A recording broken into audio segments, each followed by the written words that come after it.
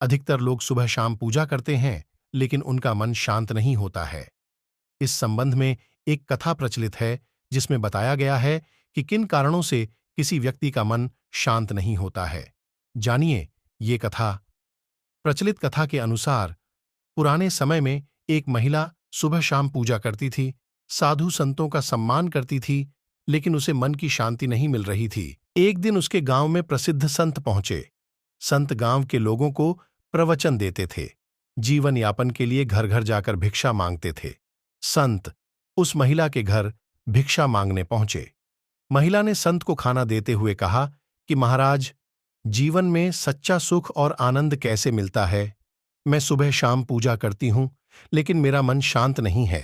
कृपया मेरी परेशानी को दूर करें। संत ने कहा कि इसका जवाब मैं कल दूंगा। अगले दिन संत महिला के घर फिर आने वाले थे। इस वजह से महिला ने संत के सत्कार के लिए खीर बनाई। वह संत से सुख और आनंद का ज्ञान जानना चाहती थी। संत महिला के घर पहुंचे। उन्होंने भिक्षा के लिए महिला को आवाज लगाई। महिला खीर लेकर बाहर आई। संत ने खीर लेने के लिए अपना कमंडल आगे बढ़ा दिया। महिला कमंडल में खीर डालने वाली थी। तभी उसकी नजर कमंडल के अंदर गंदगी पर पड़ी। उसने बोला, महाराज, आपका कमंडल तो गंदा है, इसमें कचरा पड़ा हुआ है। संत ने कहा कि हाँ, ये गंदा तो है, लेकिन आप खीर इसी में डाल दो। महिला ने कहा कि नहीं महाराज, ऐसे तो खीर खराब हो जाएगी। आप कमंडल दें, मैं इसे धोकर साफ कर देती हूं। संत ने पूछा कि मतलब जब कमंडल साफ होगा तभी आप इसमें खीर देंगी? महिला ने जवाब दिया कि जी महाराज, इसे साफ करने के बाद ही मैं इसमें खीर दूंगी। संत ने कहा कि ठीक इसी तरह जब तक हमारे मन में काम, क्रोध, लोभ, मोह, बुरे विचारों की गंदगी है, तब तक उसमें ज्ञान कैसे डाल सकते हैं? अगर ऐसे मन में उपदेश डालेंगे तो अपना असर नहीं दिखा पाएंगे। इसीलिए उपदेश सुनने से पहले हमें हमारे मन को शांत और पवित्र करना चाहिए।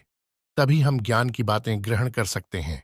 पवित्र मन वाले ही सच्चा सुख और आनंद प्राप्त कर पाते हैं। कथा की सीख इस कथा की सीख यह है कि अगर हम मन को शांत करना चाहते हैं तो हमें क्रोध और बुरी बातों से बचना होगा। जब तक मन में क्रोध और बुरी बातें चलती रहेंगी, तब तक उसमें प्रेम और शांति कभी प्रवेश नहीं कर सकती है। हमें मन की शांति के लिए किसी मंत्र या टोटके की जरूरत नहीं है। उसके लिए आत्मचिंतन करना ही काफी है। आप अपने आप में उसे टटोलें। कुछ समय के बाद वो अपने आप शांत हो जाएगा।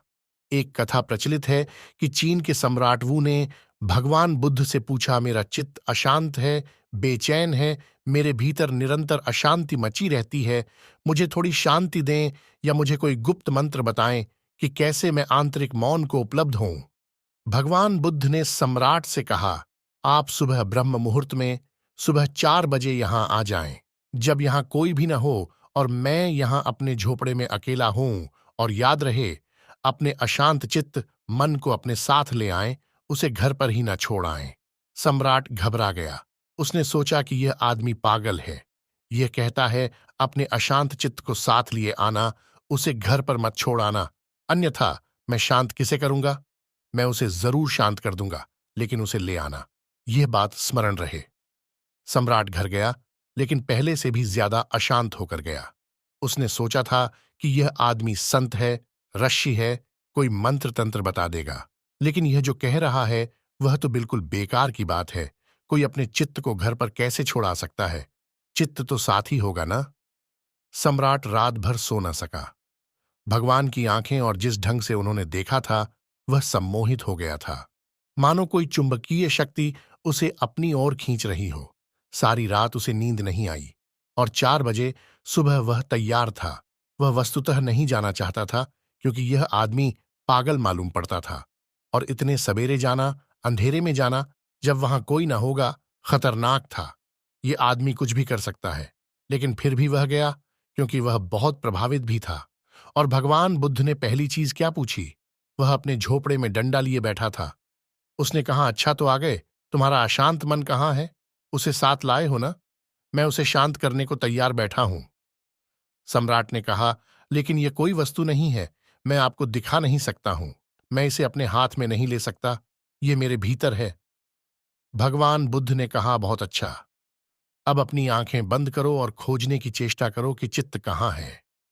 और जैसे ही तुम उसे पकड़ लो, आंखें खोलना और मुझे बताना, मैं उसे शांत कर दूंगा।